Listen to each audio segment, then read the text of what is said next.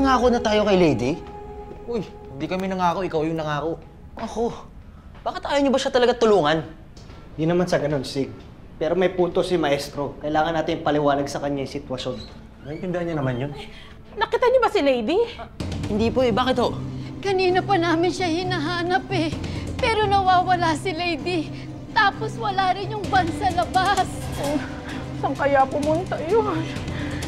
Alam ko kung saan siya pumunta.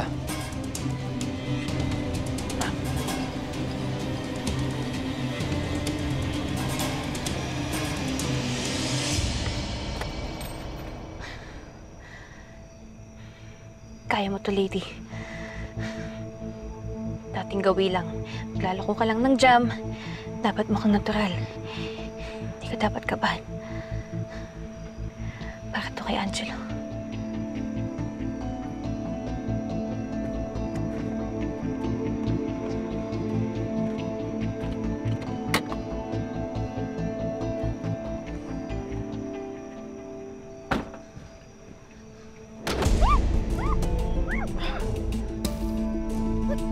Tinakot niyo ako! Ano bang ginagawa mo? Ay, liligtas ko yung kapatid ko! Delikado. Alam kong delikado. At narinig ko rin yung usapan niyo sa telepono. Wala naman kayong balak ligtas yung kapatid ko eh. Kaya ako nalang gagawa. Okay kayong dalawa. Pag natapos nyo na yan, magbantay naman kayo sa kabila. Teka. Hindi ba dapat dito sila magbantay? Ito yung lugar na exposed. Hindi na kailangan. Okay. Hoy, Kulas! Subukan natin, iyon mo yan. O ngayon.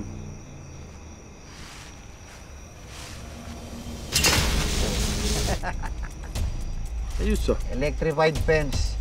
Cyclone wire. Tostado ang sino mang humawak dyan. Walang makakapasok. At wala ring makakalabas. Sige, paano? Paano mo ililigtas yung kapatid mo? Magbebenta ako ng jam para papusukin nila ako. Tapos, ano? Ewan ko, ang importante makapasok ako. Anong ewan mo? Hindi pwedeng ewan mo. Delikado. Mga mamamatay tao nasa loob. Kaya nga mas kailangan ko malabas dyan yung kapatid ko. Pwede ba huwag niyo nga akong pakialaman? Pabayaan niyo kaya ako? Lady! Lady! Ulayayan niya siya. Sigurado namang wala namang bibili sa kanya ng mga tagaloob. Papalisin din siya mga yun.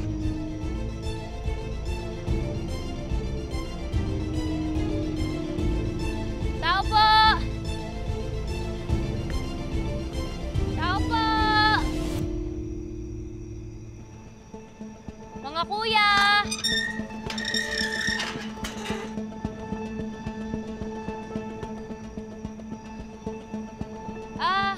Kuya, baka gusto niyo na bumili ng jam. Meron pong strawberry, ube. Ilang beses ka na bumabalik dito ah. Nagbabakasakali po kasi ako. Baka magbago po yung isip ninyo. At saka masarap po kasi ito. Wala pong added preservatives. Kaya pwede po kung health conscious kayo. Tsaka di pa po kasi talaga ako nakakabente. Kaya parang awa niyo na po. Bumili na po kayo. Sige, napasukin niyo na yan. Copy, boss. Ikaw yung taga-kumbento, di ba? Ikaw, pasok ka.